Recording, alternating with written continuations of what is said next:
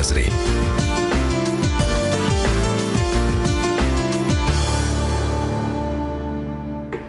მოგესალმებით ძვირფასო რადიო მსმენელებო. ეთერშია გადაცემა განსხვავებული აზრი.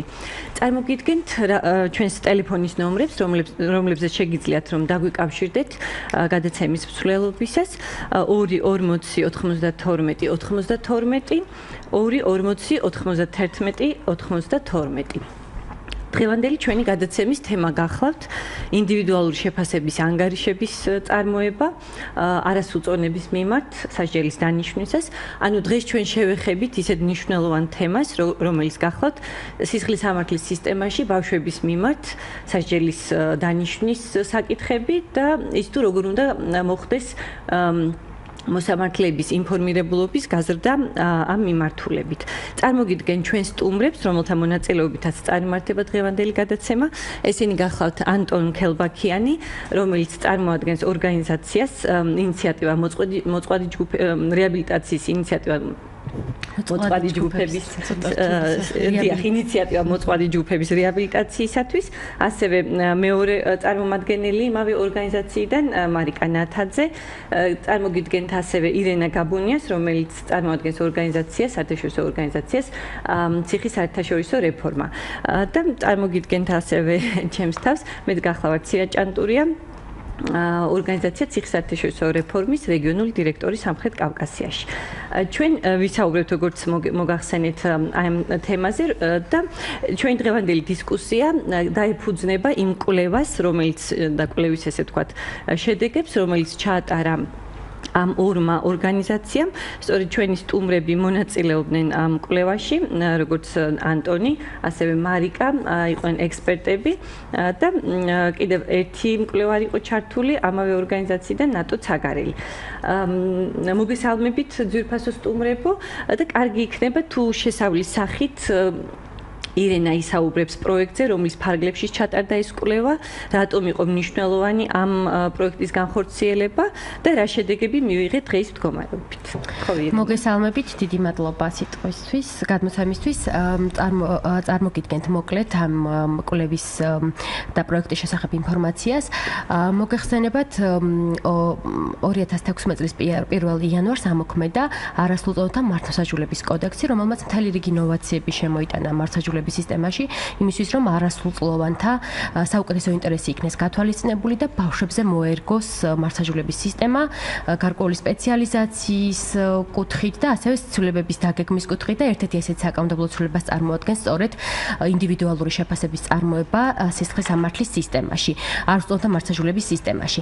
რაც შეეხება ჩვენს ჩართულობას ამ კუთხით, ორგანიზაცია ციხის საერთაშორისო რეფორმამ 2016 წლის 1 ივნისს დაიწყო პროექტი ჰოლანდიის სამეფოს ფინანსური მხარდაჭერით, საელჩოს ფინანსური მხარდაჭერით, რომლის მიზანი იყო სწორედ ამ პროცესის გაუმჯობესების ხელშეწყობა და თავიდანვე დაკვირვება იმისთვის, რომ ინდივიდუალური შეფასების ანგარიშები იყოს შესაბამისი ხარისხის და ამ კუთხით სამი ძირითადი სამიზნე ჯგუფი გამოვყავით. ეს ერთი ანუ პრაქტიკის შესწავლა იმისთვის, რომ ინფორმირებული გადაწყვეტილება იყოს მიღებული სასამართლოს მხრიდან, მეორეს მხრივ იუნარების გაძლიერება იმ თანამშრომლების, რომლებიც უშუალოდ ამზადებენ ინდივიდუალურ შეფასების ანგარიშებს და ესენი არიან პრობაციის ეროვნული სააგენტოს სოციალური მუშაკები და მესამე მხრივ საზოგადოების ინფორმირებულობა ამ საკითხთან დაკავშირებით, როგორც ფაქტობრივად შეიძლება ითქვას, რომ ინდივიდუალურ შეფასების ანგარიშების წარმოება სულ რაღაც მარტის ბოლოდან დაიწყო, აპრილიდან ამოქმედდა რეალურად წინა წლის 2016 წლის და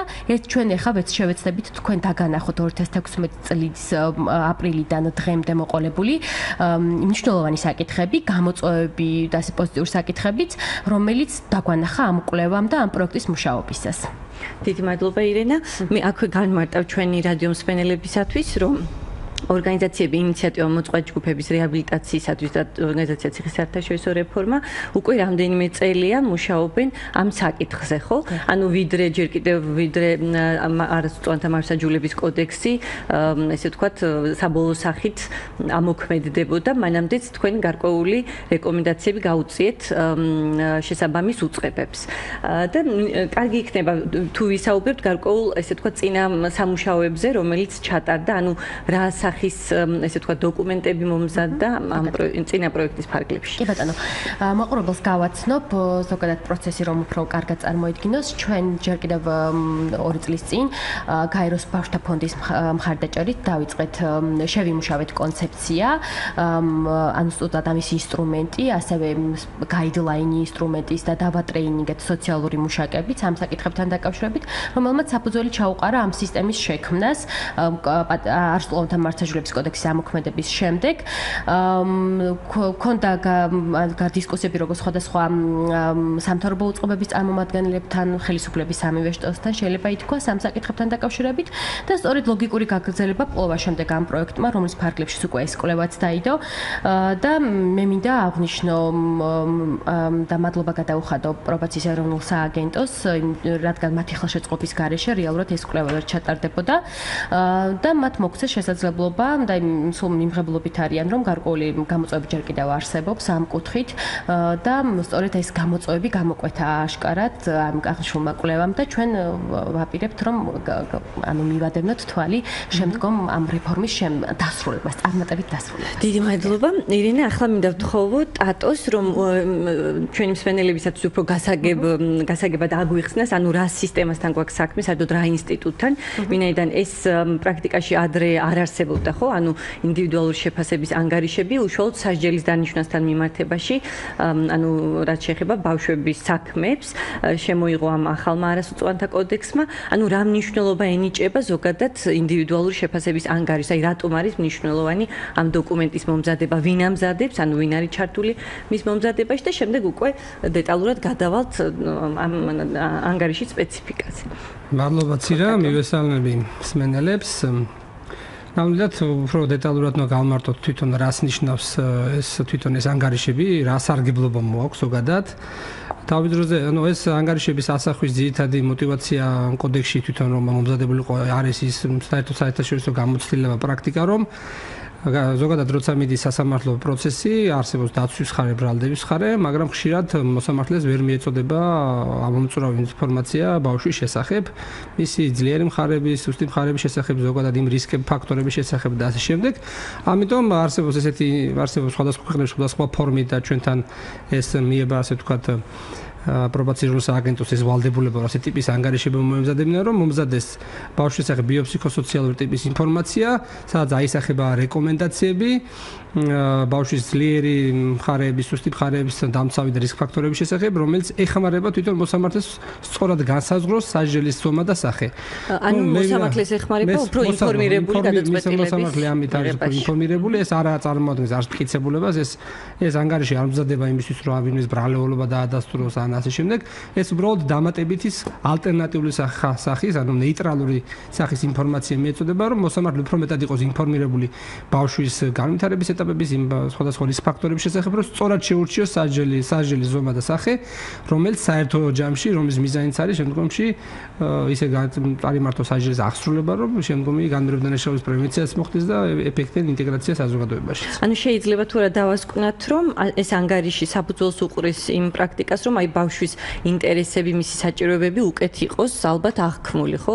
რასაკვირველია, ძირითადი პრინციპი რაც არის თვითონ საერთაშორისო სტანდარტებით გაეროს ბავშვთა და კონვენციის ბავშვის საუკეთესო ინტერესზე მორგებული მიდგომები, თუმცა ამას ემსახურება, რომ ხშირ შემთხვევაში ხა შესაძლოა დაცვის ან ბრალდების ხარ რაღაც ინფორმაცია მიეწოდებინა, ხა ზოგიერთ შემთხვევაში მიაწოდოს რამდენად მომზადებულია ბავშვის შესახებ, მაგრამ უმეტეს შემთხვევაში ესეთი ინფორმაცია არ აქვს მოსამართლებს, ამიტომ არ ქონდათ და ამიტომ უჭირდათ გადაწყვეტილების მიღება სწორად შეერჩია სასჯელის ზომა და სახე, ამ მიზანს ემსახურება და ზუსტად შემდგომი პროცესი, რაც კვლევა რასაც ისახავდა მიზანთ, ამის ძირითადი მიზანი იყო ის, რომ იმპლემენტაციის პროცესში, როდესაც ეს კოდექსი შევიდა ძალაში, დაუკვირვებოდით ეს პროცესი როგორ მიდის.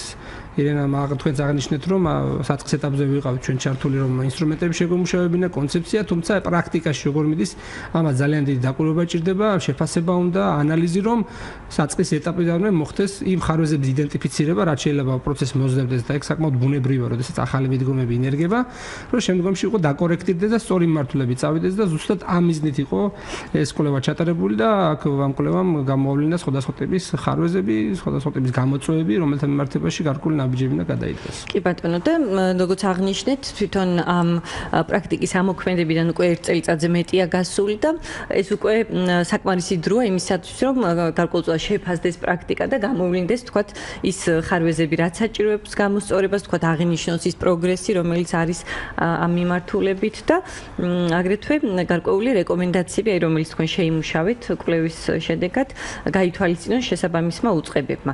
ეხლა მინდა მარიკას ვთხოვო უფრო ესე თქვათ დეტალურად აგვიწეროს ის პროცესი, რასაც გულისხმობს ზოგადად ინდივიდუალური შეფასების ანგარიშის მომზადება, თქვათ, ვინ არის ჩართული ამ პროცესში და რა მნიშვნელოვანი ესე ვთქვათ მუშაობა არის საჭირო იმისათვის და რა არის საჭირო იმისათვის რომ აი სოციალურმა მუშაკებმა მიიღოს შესაბამისი ინფორმაცია და შემდეგ მოხდეს აი ესეთი ამომწურავი ესე ვთქვათ ინფორმაციის გადაცემა მოსამართლეებისთვის, პროკურორებისთვის. მადლობა ცირა, პირველ რიგში პროცესი იწყება სასამართლოდან, მას შემდეგ რაც მიმართვის საფუძველზე, სასამართლოს მიმართვის საფუძველზე საქმე დაეწერება პრობაციას, პრობაციის სააგენტო შესაბამის სოციალურ მუშაკს. ამის შემდეგ პირობითად, ანუ ამას შემდგომ ეტაპზე ხარვეზებზე საუბრისას ვისაუბრებთ, მაგრამ ეხლა ვიტყვი, რომ პირობითადაც სამუშაო დღეში პრობაციის სოციალური მუშაკი იწყებს საქმის შესწავლას, შეფასებას ოჯახის, ანუ ახორციელებს ოჯახში ვიზიტის, ხვდება არასრულწლოვანს, მიუხედავად მისი ადგილსამყოფელისა, ანუ შესაძლოა ის უკვე პენტენციურ დაწესებულებაში იყოს. ამის შემდეგ გარკვეულ ეტაპზე სკოლაში ვიზიტები შეიძლება განხორციელდეს, ან სხვადასხვა ინსტიტუციებში, ან სამეზობლოში, მოკლედ სოციალური გარემოს შესწავლა ხდება სოციალური მუშაკების მიერ. ამის შემდეგ უკვე დგება ინსტრუმენტი არის საკმაოდ ვრცელი და გათვალისწინებულია ყველა ის დამცავი და რისკის ფაქტორი, რომელიც დანაშაულის ხელმეორედ ჩადენას უკავშირდება.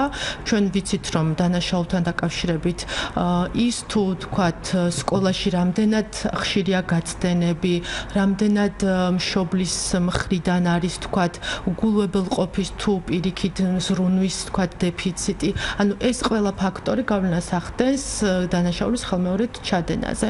და ამიტომ სოციალური მუშაკები ზუსტად განსაზღვრული აი ამ ინდიკატორების საფუძველზე იღებენ გადაწყვეტილებას. ანუ გადაწყვეტილებას გულისხმობ იმას, რომ ანგარიშის საფუძველზეც არის გათვალისწინებული მისი ძლიერი მხარე, ანუ რა დაიცავს მას შესაძლო გათავისუფლების ბრჭყალებში შემთხვევაში, ანუ შესაძლო მისთვის უფრო მსუბუქი სასჯელის, ანუ ეს უკვე რა თქმა უნდა მოსამართლის პრეროგატივაა, მაგრამ იმის გათვალისწინებით, რომ მას თქვათ უფრო სუსტი მხარეები აქვს, მაგალითად არ ყავს თქვათ ოჯახში ადამიანი, რომელიც მასზე ზრუნავს მის თქვათ იმაზე, რომ მან დაიცვას თქვათ იაროს თქვათ სოციალური მხარდაჭერის სერვისი, თქვათ არ აქვს თავისუფალი დრო სწორედ დაგეგმილი, მისი დრო თქვათ უფრო არის ასე თქვათ კრიმინალურ თანატოლებთან ურთიერთობით დატვირთული, ან თქვათ აზარტული თამაშებით. ეხლა მე სპეციალურად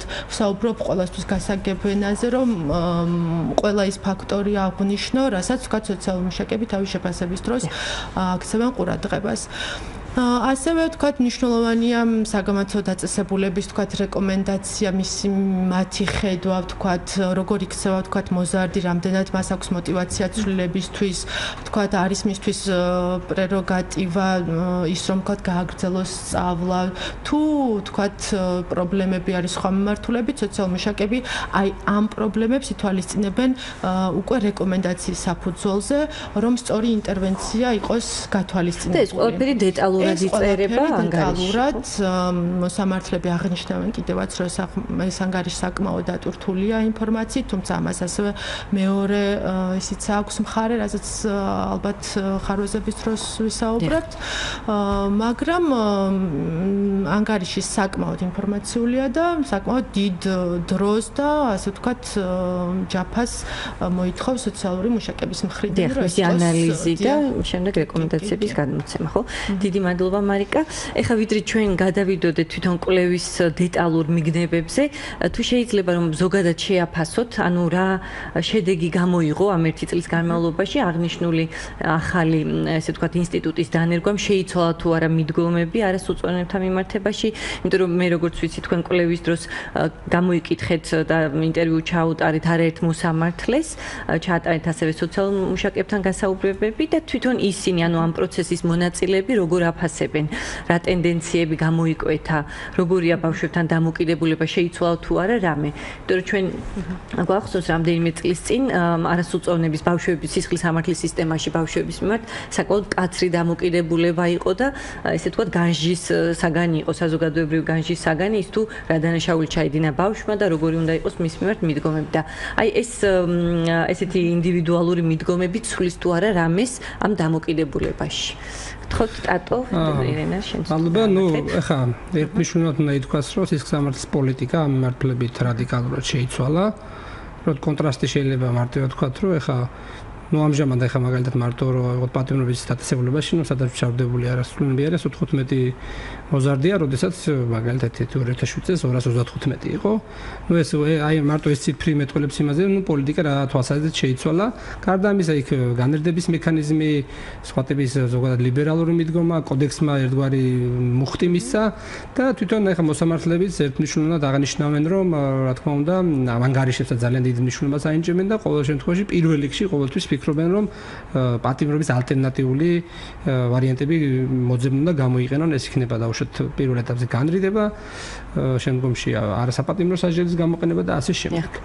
თუმცა რომ ცალკე საკითხია, რამდენად შედეგზე არის ორიენტირებული, ამას ცოტა სხვა ტიპის გაზომვა ჭირდება. ამ ეტაპზე ზოგადად საერთოდ ნებისმიერი მიდგომა იზომება შედეგებით და ამ შედეგებს დაკვირვება ცოტა გრძელვადიან პერსპექტივაში უნდა ხდებოდეს.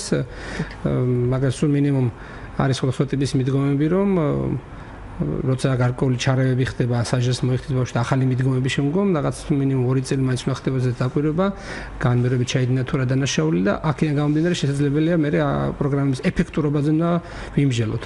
ეხლა ზოგადად მიდგომები რა თქმა უნდა ერთმნიშვნელოვნად სწორია, პოზიტიურია, თუმცა აი ამ პროცესში როგორ მიდის ეს პროცესი, რამდენად ეფექტიანად ხორციელდება, ამას სხვა ტიპის ხარისხის კონტროლი ჭირდება და ამ ხარისხის კონტროლთან დაკავშირებით სამწუხაროდ არის გარკვეული ხარვეზები მთლიან როგორც პოლიტიკის ზონაზე, ასევე თუნდაც აი კონკრეტულად აი ამ საკითხთან მიმართებაში ამ ინსტრუმენტის და ამ პროცესთან მიმართებაში რასთან დაკავშირებით ზუსტად ეს კვლევა მომზადდა და რა კუთხითაც გვაქვს გარკვეული ტიპის რეკომენდაციები მათ შორის. დიახ, აი რა რეკომენდაციები გაქვთ იგივე ხარისხის კონტროლის, მონიტორინგის გაუმჯობესებასთან დაკავშირებით, პრობაციის ეროვნულმა სააგენტომ, სხვა უწყებებმა როგორ უნდა მიადევნონ თვალი, როგორ უნდა ესე ვთქვათ გაუმჯობესონ არსებული პრაქტიკა, ამისთვის რა არის საჭირო, რა მექანიზმი? ხარისხის კონტროლთან დაკავშირებით მაგაზეც ვისაუბრებთ, მე მარიკაც შეავსებს ამ საკითხს, მაგრამ საჭირო თვითონ წარმოვიდგინოთ რა ტიპის სირთულეებთან აქვთ სოციალურ მუშაკების საქმე, როდესაც ანგარიშებს ამზადებენ, იმიტომ რომ ზოგადად ხარისხი პირდაპირ აისახება ის სირთულეები. პირველ რიგში მაგალითად კანონმდებლობის დონეზე არ არის განსაზღვრული ვადა რა ვადაში უნდა მომზადონ ანგარიში, როდესაც სხვა ტიპის ანგარიშები და მინდა ხაზი გაუსვა რომ არა სოციალური მუშაკები, პრობაციური სააგენტოსი ამზადებენ სხვადასხვა ტიპის ანგარიშებს განრიდების პროცესში, სასჯელის აღსრულების პროცესში, არასაპატიმრო სასჯელს გულისხმობს.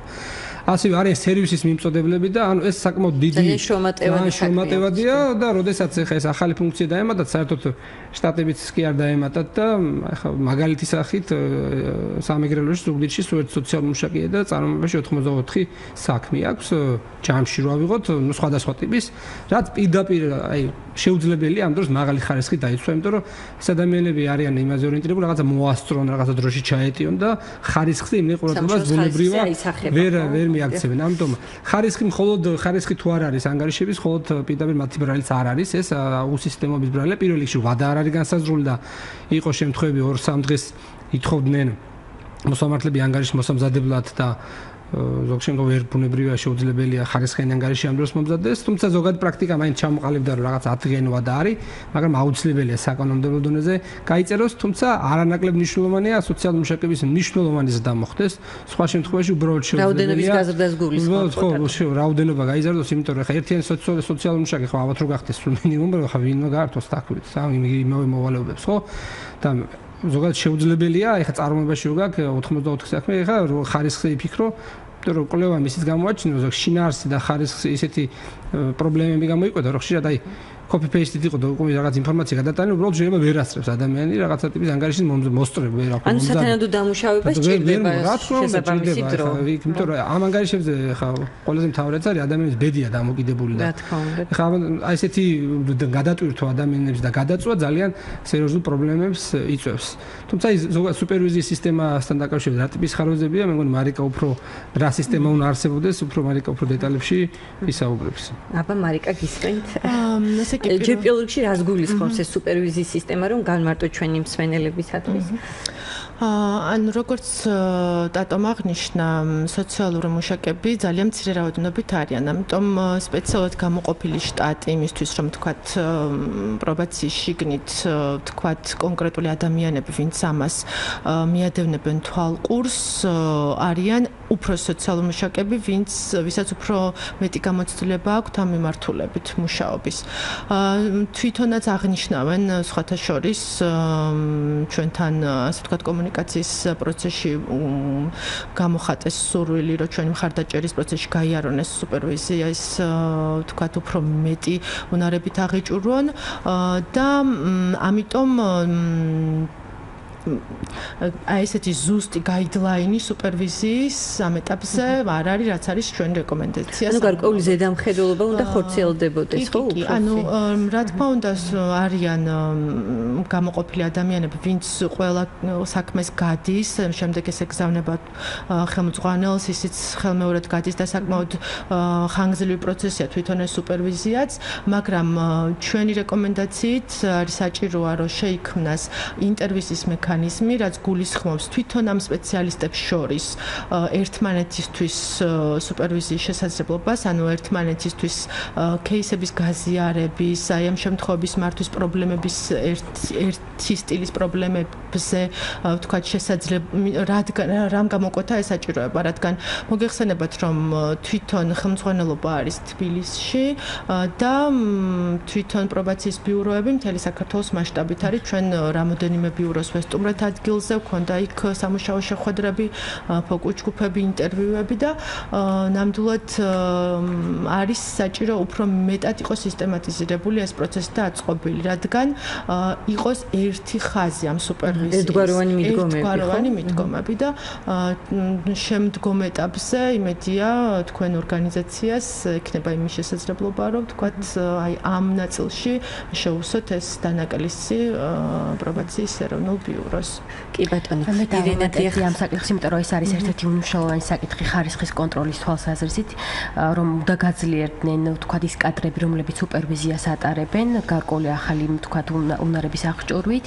ესევე შეიძლება ვთქვათ ფიქრი იმაზეც, რომ ის ადამიანი, რომელიც სუპერვიზიით იქნება დაკავებული, არ იყოს თქვათ სხვა საქმიანობით დაკავებული, სხვა პრობაციის სხვა საქმიანობით, იგივე ვთქვათ მოიცავდეს მხოლოდ ამ საკითხებს, რეალურად რომ მან სწორი მენეჯმენტი გააკეთოს დროის და შესაბამისად სრულად დაფაროს ეს საკითხი და ამას გარკვეულწილად უკავშირდება არ შეიძლება რომ არ გამოვყო, მათ არ აქვთ შეიძლება ითქვა სათანადო უკავშირი შესაბამისი უწყებებთან. მე ვისგულისხმობ სასამართლოს გულისხმობ და ვგულისხმობ ვთქვათ პროკურატურას სასამართლოს ძირითადად, რომლებსაც ვთქვათ ავერღებულობენ უკავშირს, ესეთ დეტალურ უკავშირს, ვთქვათ ანგარიშთან დაკავშირებით, მათ მიერ შევსებულ ანგარიშთან დაკავშირებით, ვთქვათ რა იყო, ვთქვათ სასარგებლო ინფორმაცია სასამართლოსთვის, რა იყო თქვათ ხარვეზი, რა საჭიროებს გაუმჯობესებას და რაზე გამახვილდეს უფრო მეტად ყურადღება. გარკვეულწილად მე ამ კვლევებმაც გამოაჩნია, რომ ეს ორი საკითხი მნიშვნელოვნად არის ერთმანეთთან გადაჯაჭვული და რა თქმა უნდა,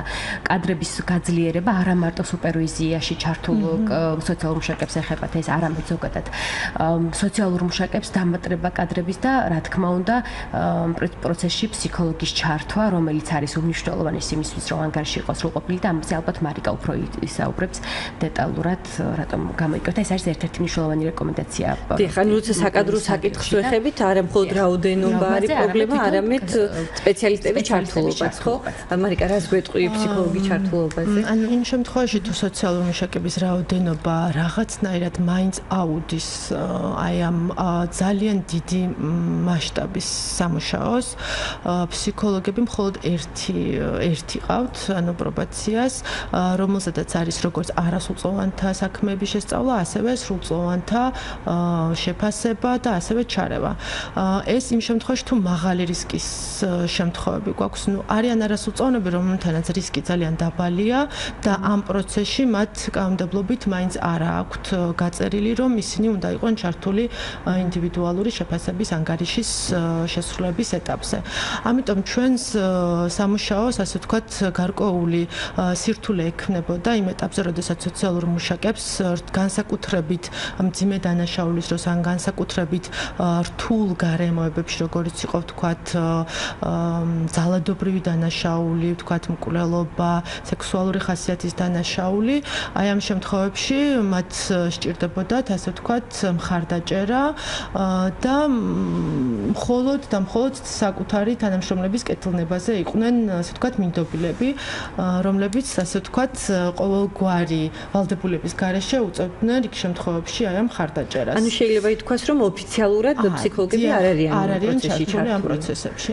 ამიტომ ჩვენი რეკომენდაცია არის ესეთი, რომ ფსიქოლოგების ჩართულობა უზრუნველყოთ იმ შემთხვევებში, როდესაც სოციალური მუშაკი ჩათვლის რომ სჭირდება მას ასეთი მხარდაჭერა და მეორე შემთხვევაში, როდესაც საქმის სირთულიდან იკვეთება, რომ მან იქ აუცილებელია, რომ ფსიქოლოგმა თავისი, ასე ვთქვათ, თავისი სიტყვა თქვას, თავისი კი, ანუ მიუთითოს ვთქვათ იგივე შეფასების დაგეგმა როგორ უნდა განახორციელოს, ვთქვათ, საჭირო არის თუ არა იქ არასრულწლოვნის მხარდაჭერა მანამდე, სანამ ვთქვათ შეფასების პროცესი დაიწყება და ასე შემდეგ, იმიტომ რომ არის შემთხვევები, როდესაც სოციალურ მუშაკს სანამ ვთქვათ არ იცნობს არასრულწლოვანს და უწევს პენიტენციურ დაწესებულებაში შესვლა და მას არ აქვს დრო რაპორტის, ვთქვათ, ნდობის სიტუაციის დამყარებისთვის და საკუთარი თავის მომზადებისთვისაც, რომ ეს ინტერვიუ ბევრად უფრო სრულყოფილად წარიმართოს აი ამ მოკლე ვადებში. ამიტომ ჩვენი რეკომენდაცია არის ერთი, რომ ფსიქოლოგის ჩართულობა პირველ რიგში განსაკუთრებული საჭიროებების დროს უზრუნველყოს პრობაციის. ეს უშუალოდ ბავშვთან გასაუბრების პროცესშიც უნდა იყოს ჩართული, ხო? იცით რა არის, ანუ ჩვენ განვიხილავთ რამოდენიმე ვარიანტს. ერთი, რომ ინტერვიუს დაგეგმის დროს იყოს ფსიქოლოგი ჩართული და მეორე, რომ იყოს შემთხვევა, როდესაც შესაძლოა გადამისამართებული იყოს ფსიქოლოგისთვის დამატებითი შეფასების უზრუნველსაყოფა. თუმცა ამ პროცესში მნიშვნელოვანი არის, რომ სოციალური მუშაკები საჭიროებენ აი ასეთ დახმარებას, შესაბამისი სპეციალისტის. და რა თქმა უნდა, თვითონ ეს პროცესიც, იმიტომ რომ არის ფსიქიკური პრობლემების საკითხები, არის თქვათ ისეთ სირთულეების საკითხები, რომელსაც სჭირდება უფრო მეტი კომპეტენცია და ჩვენ განვიხილავთ ორ საკითხს, იმ შემთხვევაში, როდესაც სოციალური მუშაკები გადავამზადოთ უფრო მეტად აი ამ საკითხების შესწავლის შეფასების ეტაპზე და მეორე, როდესაც ფსიქოლოგების ჩართულობა უზრუნველყოთ სწორედ აი ამ შეფასების. დიახ, მით უმეტეს, როცა ბავშვს ეხება საქმე, ნამდვილად კომპეტენტური ფსიქოლოგის ჩართულობას ძალიან დიდი მნიშვნელობა აქვს. ჩვენ გვაქვს დაახლოებით 15 წუთამდე დარჩენილი გადაცემის დასრულებამდე და მე მინდა ტატოს ვთხოვო, რომ აი უფრო გავშალოთ თემა და ვისაუბროთ, თქვათ, კვლევის სხვა მიგნებებზე, რაც გვაქვს, რა არის კიდევ სხვა საკითხები, რომელიც განსაკუთრებულ ყურადღებას საჭიროებს. ეთილია კვალიფიკაციის საკითხებზე ვსაუბრობდით და მე კიდევ მინდა მივუბრუნდე მაგალითად სოციალური მუშაკების კვალიფიკაციის საკითხს. ზოგადად, როდესაც ამ ფუნქციების შესრულება შეუდგნენ, მათ გარკვეული გადამზადება გაიარეს, თუმცა სხვადასხვა საკითხებზე იგივე ანგარიშის მომზადება ერთია, თუმცა არის მნიშვნელოვანი ხარისხიც გამოიკვეთა ამ პროცესში არის გარკვეული სამართლებრივი საკითხების არასათანადო ცოდნა. გასაგებია, რომ ესენი არიან პროფესიით სოციალური მუშაკები, ხა იურისტები ვერ გახდებიან, თუმცა ძალიან მნიშვნელოვანია, რომ საბაზისო ცოდნა სამართლებრივ საკითხებთან დაკავშირებით აი ამ პროცედურებზე, რაც არის თვითონ ინდივიდუალური შეფასების ანგარიშის მომზადების პროცესში, შესაბამისი ნორმები იმ დონეზე, რა დოზითაც მას ჭირდება და გარკვეული ტერმინოლოგიების გაგება და აღქმა ჩვეულებრივ. ამ კუთხით ვფიქრობთ, რომ დამატებითი ინფორმაცია მათ აუცილებლად ჭირდება და ზოგადად ეს გადამზადების პროცესი, რა თქმა უნდა იყოს ერთგვარად უწყვეტი პროცესი. არის კიდევ ერთი მნიშვნელოვანი ხარვეზი, აქ ითქვა, რომ მაგალითად როგორ მზადდება ანგარიში, ხო? არის ინტერვიუ ბავშვთან, სადაც გარკვეული კითხვით ხდება ინფორმაციის ამოღება და შემდგომი უფრო მეორე წყარო არის ზოგადად ინფორმაციის არის ოჯახში ვიზიტი. თუმცა სხვა ტიპის წყაროები, როგორც წესი, ანგარიშებში არ გვხვდება, ანუ ის ინფორმაციის ამოღება იგივე, იმიტომ რომ ბავშვის შესახებ ინფორმაცია შესაძლებელია ამოღებული იქნეს არა მარტო ბავშვიდან და ან ოჯახიდან, ასევე საგანმანათლებლო დაწესებულებიდან, სადაც ეს ბავშვია მოთავსებული, ან სხვა ტიპის ზრუნულებით დაწესებულებიდან, რომელიც შესაძლოა იქ ბავშვი იმყოფებოდეს. და აქ არის გარკვეული პრობლემები, მათ შორის ახლა ყველაზე დიდი პრობლემა იგივე განათლების სამინისტროს, ანუ ეს სკოლასთან კომუნიკაციის პროცესში არის ერთგვარი შიში იმისაც, რომ მაგალითად სკოლებს არ აქვს სკოლის ადმინისტრაციებს არ აქვს თათნადო გაგება ამ პროცესის და შესაძლოა ბავშვის შესახებ ინფორმაცია უბრალოდ კონფიდენციალურად არ შეინახონ, როდესაც შეფასების მიზნით მიდიხარ და უბრალოდ ეს ინფორმაცია სკოლაში გასაჯაროდეს. არის ზოგადად პრობლემები ცალკე რესურსებთან დაკავშირებითაც, რომ განსაკუთრებით რეგიონებში რომ შეფასების პროცესში ოჯახში მიხვიდე ან სხვა წყაროებზე გახვიდე, იქ დამატებით რესურსებიც ჭირდება. იგივე ტრანსპორტი იქნება თუ სხვა სახის რესურსები, რომ გადაადგილდნენ ეს ინფორმაცია ამოიღონ და ასე შემდეგ. ამ კუთხითაც გარკვეული ნაბიჯები, რა თქმა უნდა, უნდა გადაიდგეს, წარმოიდგინეთ, სადაც შეიძლება ერთი სოციალური მუშაკი იყოს, ან თუნდაც ორი და შესაძლებელია ბავშვი, სხვადასხვა ტიპის ანგარიშები და უნდა მიხვიდე რამოდენიმე წერტილში, რამოდენიმე ოჯახში, შეიძლება განმეორებით დაგჭირდეს გარკვეული ინფორმაციის ამოღება, კიდევ უნდა მიბრუნდე, უბრალოდ გარდა იმისა, რომ ეს საკე პრობლემას მის ეს რაოდენობა საკე დამატებით თუ ამათ კიდე მხარდაჭერა არ აქვს ამ ტიპის რესურსებით, უბრალოდ პროცესი საკმაოდ ფერხდება და ანგარიშებით შესაძლოა არასაკმარისი ხარისხის იყოს. ნუ მაქსიმალურად ვერ მიიღოს. ხო, ვერ მიიღოს. ნუ არის კიდე ერთი პრობლემა იყო ერთ-ერთი ძალიან მნიშვნელოვანი ჩემი აზრით, როგორც წესი, ანუ გაეროს ბავშვთა უფლებების კონვენცია განმარტავს ესეთი 18 მუხლია, რომ ბავშვის უფლება იყოს მოსმენილი და იყოს ინფორმირებული მის შესახებ არსებულ საქმეებთან დაკავშირებით. როგორც წესი, ბავშვებს ამ ინფორმაციას ანგარიშის შესახებ, ანგარიშის შინაარსს არ აცნობენ. არგუმენტები სხვადასხვა ეთქვა, თუმცა ვფიქრობ, რომ ეს უნდა გამოსწორდეს, იმიტომ რომ გარდა იმისა, რომ ბავშვს უნდა გააცნო, ბავშვმა უნდა იგრძნოს, რომ ანგარიშის მომზადების პროცესში გარკვეული წილად ჩართულია, მას უნდა მოусმინო, შეიძლება ზოგადად მისი მოსაზრებებიც უნდა იყოს ასახული, რა თქმა უნდა, არა ყველაფერი რაცა უნდა მოусმინო და შესაბამისად უნდა ასახო, თუმცა ბავშვმა უნდა იგრძნოს, რომ ამ პროცესის მონაწილეა ერთგვარად და მინიმუმ არის ხოლმე არგუმენტი, რომ შეიძლება ისეთი რამე ეწეროს ანგარიში, შეიძლება ბავშვს ახლა არ ესიამოვნოს და ასე შემდეგ. თუმცა იმიტომ რომ ალბათ შეიძლება ვივარაუდოთ, რომ სასამართლო პროცესზე ის მაინც ისმენს, ხო? და აი სასამართლო პროცესზე გარკვეული სურპრიზები არ უნდა იყოს ბავშვისთვის, რომ იქ გაიგებს ინფორმაციას ამის თემაზე. ანუ მოულოდნელია მისთვის ის ინფორმაცია, ხო, რაც იქ წერია. მოეწონება თუ არ მოეწონება თუ ასე შემდეგ, მისი კვალიფიკაცია სოციალურ მუშაკის ის არის, რომ გასაგები ფორმით ეინდა აუხსნას ამ ანგარიშის შინაარსზე, ამ რეკომენდაციების მნიშვნელობა და მისი აზრიც მოისმინოს, რომ და ამ ყველაფერი და ამის შემდგომ უკვე გააგზავნოს ეს ანგარიში სასამართლოში და არ არის სწორი, რომ ზოგადად საერთაშორისო სტანდარტებსაც ეწინააღმდეგება ეს მიდგომა და ზოგადად არ არის სწორი, რომ ახლა გარკვეული ინფორმაცია სურპრიზის სახით ისმენდეს, მე უბრალოდ სასამართლოს ცნობის დარბაზში და არ იცოდეს ზოგადად რაზეა საუბარი. წყაროების დეფიციტზე, რა თქმა უნდა, ვისაუბრეთ. ბევრი თქვა იგივე მოწყვლადაშორის კომუნიკაციაზე და ამ კუთხით ერთ-ერთი კიდევ ერთი ძალიან მნიშვნელოვანი საკითხი არის სერვისები, როდესაც აი სერვისებს რას გულისხმობს, როდესაც მოსამართლეს აძლევს რეკომენდაციას სოციალურ მუშაკს, რომ გარკვეული სახის ჩარევებია საჭირო, აქ გარკვეული ძლიერი მხარეები, სუსტი მხარეები და გარკვეული ინტერვენციებია საჭირო, როდესაც სასჯელის ზომა სახეს განსაზღვრას, თუნდაც იგივე პირობებით იმჯერებს, სადაც გარკვეული პირობები შეიძლება იყოს, გარკვეული პროგრამების გავლა, გარკვეული კურსების გავლა, ესეთი სერვისები უნდა არსებობდეს. თუ რესურსები არ არსებობს, სადაც შემდგომში შესაძლებელია ბავშვის გადამისამართება, უბრალოდ რეკომენდაცია შეიძლება დარჩეს რეკომენდაცია და ამიტომ ეს პირდაპირ მიბმულია. ხა ვის უნდა კონდეს ეს სერვისები? გასაგებია პრობაცია აგენტოს შეუძლია ამის გარკვეული დოზით ორგანიზება, თუმცა ამის პასუხისმგებლობა არ შეიძლება იყოს მხოლოდ რომელიმე ერთი უწყების. ამ კუთხით ძალიან მნიშვნელოვანია უწყებათა შორის კოორდინაცია, ადგილობრივი თვითმმართველობების ჩართულობა, რომ გარკვეული სერვისები იქიდანაც იქნეს ამოღებული სოციალური დაცვის სისტემასთან დაკავშირებით, გარკვეული პროგრამები, სადაც შეიძლება ბავშვის გადამისამართება, განათლების სამინისტროსთან ძალიან მჭიდრო კომუნიკაცია, პროფესიული კურსები იქნება და სხვა ტიპის კურსების გადამისამართების თვალსაზრისით, რომ სერვისების მრავალფეროვნება იყოს, რომ ბავშვის საჭიროებიდან გამომდინარე მისი გადამისამართების შესაძლებლობა იყოს. სხვა შემთხვევაში მივცემთ რეკომენდაციას, გავიგებთ რომ ჭირდება და უბრალოდ მე შემდგომში უკვე როცა განსაზღვრავენ სასჯელს და გარკვეული ტიპის რეკომენდაციები იქნება, რა ტიპის ჩარევები შეიძლება იყოს საჭირო, უბრალოდ ვერაფერი ვეღარ გაკეთდება. და ალბათ ეს სერვისები უნდა მოემსახუროს განმეორებით დანაშაულის პრევენციასაც, ხო? ანუ იმ მიზეზების აღმოფხრას თუ რამაც მიიყვანა ბავშვი ამ სავარაუდო, ესე თქვა, დანაშაულის ჩადენამდე, ხო? ანუ რაღაცა გარკვეული ზუსტად, ანუ ჩვენ ანუ ჩარევასთან მიმართებაში ზოგადად ანუ ეს არ ხდება ინტერვენცია, ვთქვათ, ყოველი კონკრეტულ კონკრეტული შემთხვევისთვის, ანუ ჩვენთვის რა არის მნიშვნელოვანი, ანუ აი ამ ინდივიდუალურ შეფასებისთვის, ანუ მნიშვნელოვანი არის რომ განსაზღვროთ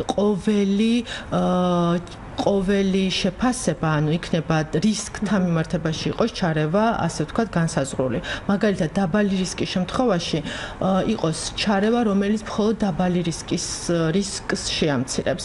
ანუ საერთაშორისო კვლევებით და ასე შემდეგ ცნობილია, რომ დაბალი რისკის შემთხვევაში მინიმალური ჩარევა უნდა იყოს, თუ გვინდა რომ განმეორებით დანაშაული არ იყოს მაღალი. ამიტომ ჩვენთვის მნიშვნელოვანია რა, რომ მივუდგეთ პრინციპით ხელმეორე დანაშაულის ჩადენას რა აღკვეთს, ასე ვთქვათ და იქ გავაკეთოთ სწორი ჩარევა. ანუ აქ მნიშვნელოვანია რომ ჩარევა იყოს მხოლოდ საშუალო და მაღალ რისკზე, რაც შეამცირებს ხელმეორე დანაშაულს ზოგადად და ამ კონკრეტულ ბავშვებთან მიმართებაში. და პრობაციას ისევე როგორც ჩვენ და ისევე როგორც პრობაციის ეროვნულ სააგენტოს მიდგომა უნდა იყოს ისეთი, რომ რაც არის ჩვენი რეკომენდაცია, რომ ყოველი რისკის შესაბამისი ჩარევის პროპორციული უნდა იყოს, ესე ვთქვათ, ეს თანაზომიერი ჩარევა, ანუ რას გულისხმობ, მაგალითად, თუ არის, ვთქვათ, გამოწვეული დანაშაული აგრესიული ქცევით, ბრაზის კონტროლის მექანიზმის არქონი და ასე შემდეგ, არის, ვთქვათ, ჩარევა, შესაბამისი ტრენინგი, ვთქვათ, ბრაზის მართვის, მაგრამ აქ იგულისხმება, რომ უფრო ვრცელ კონტექსტში გულისხმობთ, მაგალითად, თუ ეს არის განსაკუთრებით მაღალი რისკის შემცველი, მაშინ იქ უნდა იყოს გარკვეული პაკეტი, რომელიც მოერგება ყოველ აი ასეთ შემთხვევას. ანუ რამდენიმე სერვისი უნდა შეეთავაზოს ბავშვს შესაბამისი სერვისი, ხო? და ზუსტად ეს პრობაციის, ანუ ეს შეფასებაც უნდა იძლეოდეს ზუსტად აი ამ საბოლოო ანგარიშად უნდა ღებულობდეს აი ასეთი რეკომენდაციის მიღებას. დიდი მადლობა მარიკა, ნამდვილად ეს ინდივიდუალური მიდგომა მაქსიმალურად უნდა ითვალისწინებდეს, რა თქმა უნდა, ბავშვის საჭიროებებსაც, რისკებსაც. ეხლა შემდეგი კითხვა, რაც მექნებოდა ტატოსთან და მარიკასთან, აი თქვენი ორგანიზაცია ინიციატივა მოწყვლადი ჯგუფების რეაბილიტაციისთვის, როგორც მახსოვს, მუშაობდა პერსონალური მონაცემების საკითხებზე, მათ შორის ბავშვებთან მიმართებაში. და აი მაინტერესებს, როდესაც ინდივიდუალური შეფასების ანგარიში მზადდება, ეს პერსონალური მონაცემების კონფიდენციალობა რაც შეეხება ბავშვის პირად ცხოვრებას რამდენად არის დაცული. ალბათ ამ საკითხსაც შეაფასებდით თქვენი კვლევის მსვლელობისას. ბატონო, ზოგადად საერთაშორისო სტანდარტებით ბავშვის შესახებ ინფორმაციასაც განთა კონფლიქტია. ზოგადად არ უნდა იყოს საჯარო და ხელმისაწვდომი უნდა იყოს მხოლოდ იმ პირებისთვის, ვინც უშუალოდ არის ჩართული ამ პროცესში, იგივე სოციალური მშაკებისთვის, მოსამართლეების, ასე შემდეგ. ანუ ეს ინფორმაციები არ უნდა საჯაროვდებოდეს. და თვითონ ამ კვლევის ფარგლებში ერთ-ერთი ყველაზე მნიშვნელოვანი ხარვეზი, რაც გამოიკვეთა, ანუ შეფასების პროცესში არის ერთგვარი ინსტრუმენტი, რომელიც ინსტრუმენტი არის ერთგვარი საშუალება, როდესაც ამოიღება, ასე ვთქვათ, ეს ინფორმაცია ბავშვიდან, ასე ვთქვათ, და იქ შესაძლოა იყოს არის მონიშნული ველები, ოჯახი, სოციალური გარემო, ასე შემდეგ, სადაც შეიძლება იყოს სხვადასხვა ტიპის ინფორმაცია იყრიდეს თავს. და შემდგომში ამ ინსტრუმენტის ბოლოში არის შემაჯამებელი დასკვნა, რომელიც სადაცაც ძირად მოყრილი თავი აქვს მოყრილი იმ ინფორმაციას, რა ტიპის რეკომენდაციას უნდა აძლევდე იგივე მოსამართლეს და რა ტიპის რისკები და დამცავი და ასე ვთქვათ რისკ ფაქტორები გამოიკვეთა. თუმცა პრაქტიკაში გამოიკვეთა პრაქტიკა, რომ მთლიანად ეს ინსტრუმენტი ეგზავნება მოსამართლეს და არგუმენტი არის ის, რომ მოსამართლე უფრო კარგად უნდა დაენახოს თუ რა გზით იქნა ეს ინფორმაცია ამოღებული. თუმცა ამ ინსტრუმენტში ხშირად არის ისეთი ტიპის ინფორმაცია პერსონალური, როგორც ბავშვის ისე მისი ოჯახის წევრების შესახებ, რომელიც არანაირი შემხებლობა შეიძლება არ ქონდეს კონკრეტულად მასთან დაკავშირებულ რისკებს. მაგალითად, ამ პროცესში შეიძლება მკითხვა-პასუხის პროცესში ამოიღოს ესეთი ტიპის ინფორმაცია, რომ ოჯახის წევრს აქვს გარკვეული რაღაცა ონკოლოგიური დაავადებები ან სხვა ტიპის პრობლემები და ასე შემდეგ, რომელიც პირდაპირ არ აისახება. თუმცა, სხვადასხვა ტიპის ინფორმაცია, რაც აისახება, ის თავს უნდა იყიდეს მხოლოდ შემაჯამებელ ერთგვარ, ასე ვთქვათ, დასკვნის ნაწილში და დასკვნის ნაწილის შემდეგ იქვე უნდა იყოს, ანუ აღწერილი უნდა იყოს წყაროები, როგორ იქნა, რა წყაროებიდან იქნა ინფორმაცია მიღებული, რა ტიპის რეკომენდაციებამდე მივედით, რა ტიპის მიგნებები გვაქვს, ეს უნდა იგზავნებოდეს და არა მთელი ინსტრუმენტი, სადაც შეიძლება სხვა სახის პერსონალური მონაცემები ზოგადად აისახებოდეს. ცალკე არის კიდევ პერსონალურ მონაცემებთან დაკავშირებით ზოგადი სახის პრობლემა, ზოგადად ეს საქმეები საერთო ჯამში, როდესაც საქმის წარმოება მიდის და ბოლოს უნდა დავხუროთ და ასე ვთქვათ, შემოდოთარო და სად მიდის ეს საქმეები, ხო? ერთგვარი რეგულაცია შეიქმნა არასრულწლოვანთა მართლმსაჯულების კოდექსის საფუძველზე, რომ გარკვეულწილად არასრულწლოვანთა საქმეები 10 წლის ვადით უნდა ინახებოდეს, თუმცა რაიმე ტიპის გარკვეული ტიპის მექანიზმი ახლა პენტეცის სისტემაში შეიქმნა, რომ რაღაც პერიოდში უნდა განადგურდეს, მაგრამ პრობაციის სისტემაში როგორ ნადგურდება, სად ინახება, ვის აქ ხელმისაწვდომობა შემდგომ პერიოდში ეს საკითხი არ არის რეგულირებული და თუ ეს საკითხი ბოლომდე კარგად არ დარეგულირდა და არ შეიქმნა ამ მონაცემების განადგურების წესი და ასე შემდეგ, ეს ქმნის იმის რისკს, რომ გარკვეული წლების შემდეგ შეიძლება ვიღაცას მიუწვდებოდეს ხელი და ამ ბავშვის საკითხი ინფორმაცია უბრალოდ ადგეს და რაღაცა უცნაურ ვებგვერდებზე გამოაქვეყნოს და დაირღვეს ხომ შეიძლება ეს ადამიანი იყოს სრულწლოვანი იყოს ან ასე შემდეგ და ეს წარსულში გარკვეული შეცდომა რომელიც გაიარა ეს გზა გაიაზრა დაუბრუნდა საზოგადოებას ნორმალურ წევრად ჩვეულებრივ ცხოვრების ცხოვრობს მე შემდგომში ეს გამოყენება სტიგმატიზაცია გახდეს ამიტომ ესეთი ტიპის რეკომენდაცია თუ პერსონალურ მონაცემები რომ უნდა ინახებოდეს და შემდგომში რავადით უნდა ინახებოდეს ვისმა ქონდეს ხელმისაწვდომობა და რამდენ ხანში უნდა ნადგურდებოდეს ეს პროცედურები ნათლად უნდა იყოს კანონმდებლობით ეხლა აქვს ვალდებულება რომ უნდა გაანადგურონ თუმცა დარწმუნებული ვარ ჯერჯერობით უამრავი საქმე არის კანონერი მიზნის გარეშე რაც აქვს და ამ საკითხებს აუცილებლად უნდა მიაქციონ ყურადღება. დიდი მადლობა ტატო, ჩვენი გადაცემა დასასრულს უახლოვდება და მე მინდა ძალიან მოკლედ შევაჯამო ის თუ რა საკითხებზე ვსჯელობდით. დღევანდელი გადაცემის თემა გახდათ არასრულწლოვანთა მიმართებაში ინდივიდუალური შეფასების ანგარიშის მომზადების პრაქტიკა, ესე ვთქვათ, სასჯელის შეფარდების ეტაპზე და ჩვენ ვისაუბრეთ კვლევის შედეგებზე, რომელიც განახორციელეს ორგანიზაციებმა ინიციატივა მოწყვლადი ჯგუფების რეაბილიტაციისათვის და ორგანიზაცია ციხის საერთაშორისო რეფორმა შევეხეთ საკადრო რესურსების დეფიციტის საკითხს, კვალიფიკაციის საკითხს, სოციალური მუშაკების, ასევე იმას, რომ ფსიქოლოგის ჩართულობის უზრუნველყოფა ვერ ხდება დღევანდელ ეტაპზე, შევეხეთ არასრულწლოვნის მონაწილეობის საკითხს, თვითონ უშუალოდ ამ ანგარიშის, ესე ვთქვათ, შემუშავების ეტაპზე, ასევე ისეთ საკითხებს, როგორიც არის ურთიერთობა, კომუნიკაცია სხვადასხვა უწყებებთან, მათ შორის მოსამართლეებთან, პროკურორებთან, ასევე ინფორმაციის სხვა წყარო დაწესებულებებთან.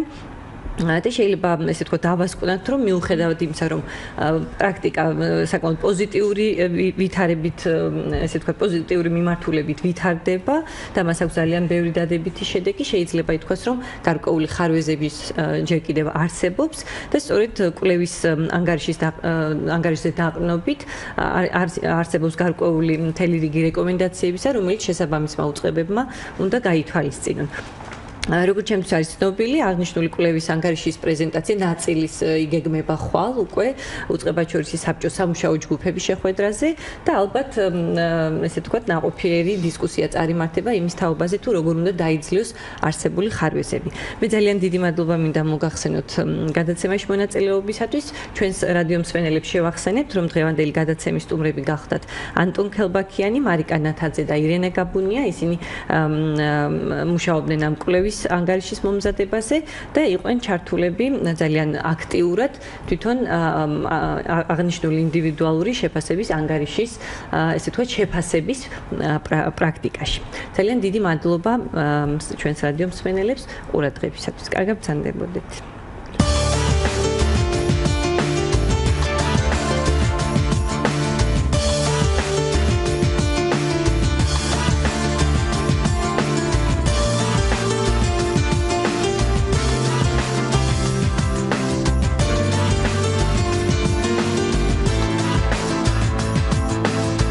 განსხვავებული აზრი